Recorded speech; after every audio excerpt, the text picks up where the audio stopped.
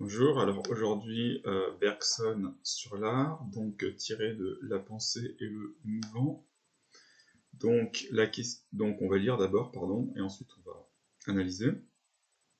À quoi vise l'art, sinon à nous montrer, dans la nature et dans l'esprit, hors de nous et en nous, les choses qui ne frappaient pas explicitement nos sens et notre conscience.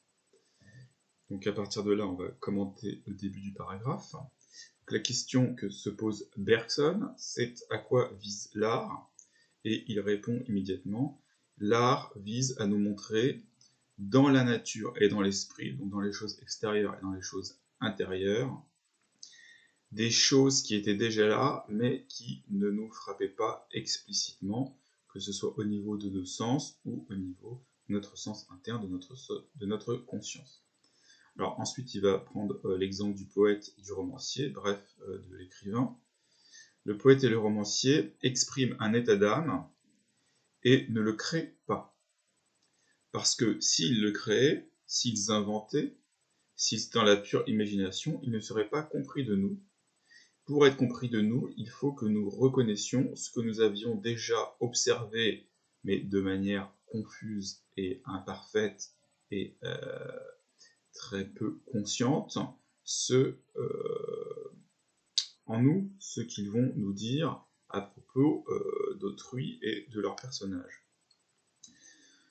Donc au fur et à mesure qu'ils nous parlent, eh bien, on se rend compte de cette reconnaissance par les nuances d'émotions et de pensées qui nous apparaissent et qui étaient en nous représentées depuis longtemps, mais qui demeuraient invisibles à notre conscience.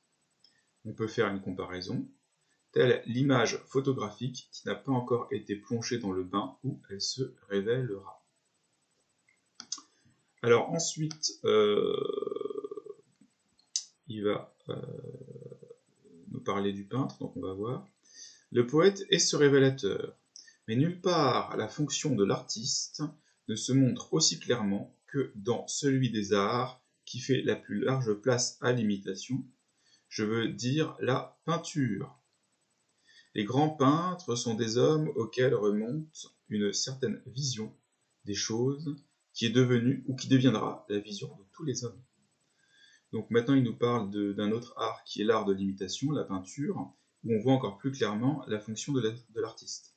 Les grands peintres sont des hommes auxquels remonte une certaine vision des choses, et cette vision qui sont les premiers à avoir deviendra celle de tous les hommes qui auront vu leur tableau.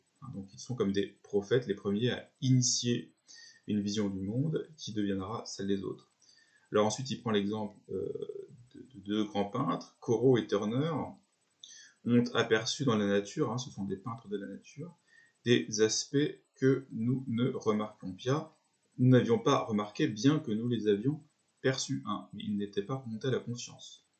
Alors on pourrait croire que ils les ont inventés et que ils ont créé tout cela, que c'était leur imagination.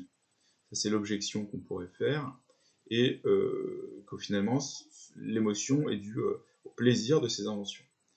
Alors, la réponse, c'est non, puisque nous disons des œuvres des grands maîtres, justement comme Corot et Turner, qu'elles sont vraies, c'est-à-dire qu'il y a quelque chose de plus dans le grand art que dans la pure fantaisie, dans la pure imagination, dans le pur jeu artistique. Approfondissons ce que nous éprouvons devant un Turner ou un Corot. Nous trouverons que si nous les acceptons et les admirons, c'est que nous avions déjà perçu quelque chose de ce qu'ils nous montrent. Voilà, donc pareil que pour le poète. Si on approfondit notre émotion devant un Turner, nous trouverons que ce qui fait qu'on admire son tableau, c'est que c'est quelque chose que nous, on ne pouvait pas faire seul, mais qu'on aurait envie de faire, et qu'on a tout à coup le dévoilement de quelque chose qui avait été déjà perçu, par exemple dans les paysages, mais que nous avions perçu sans nous en apercevoir, un petit peu comme les petites perceptions de Leibniz. C'était pour nous une vision brillante, mais purement évanouissante, perdue dans la foule d'autres visions brillantes. Alors le problème, si toutes ces visions sont brillantes, pourquoi est-ce qu'on ne les aperçoit pas? À cause d'une interférence réciproque, c'est-à-dire que ces brillances mutuelles, au lieu de se surajouter, s'annulent réciproquement, et font une vision pâle et décolorée que nous que nous appelons les choses. Le peintre, quant à lui, eh bien, il fonctionne différemment. Il a isolé chaque vision de l'ensemble.